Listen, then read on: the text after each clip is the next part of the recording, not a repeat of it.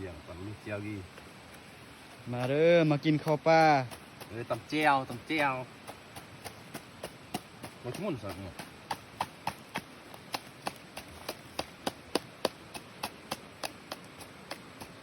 ลูกตำลูกสาวหัวสาว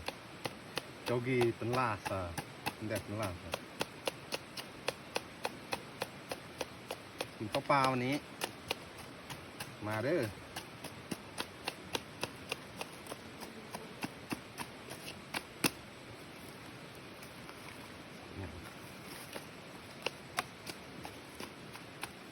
ตำเจียวใส่ปลาแดกเนาะสุดเด็ดนี่ผมเดียว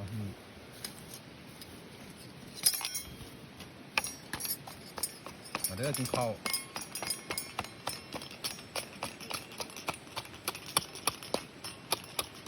มาจุดเจียวไม่กดเหรอครับ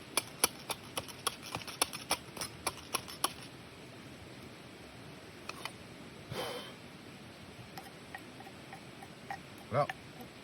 แลกเกินมันไม่อร่อยมาแล้วเด้นกสิบเนี่ย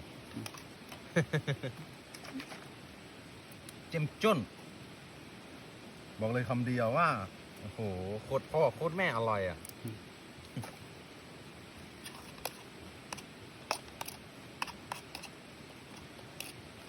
กับปลาร้านะครับ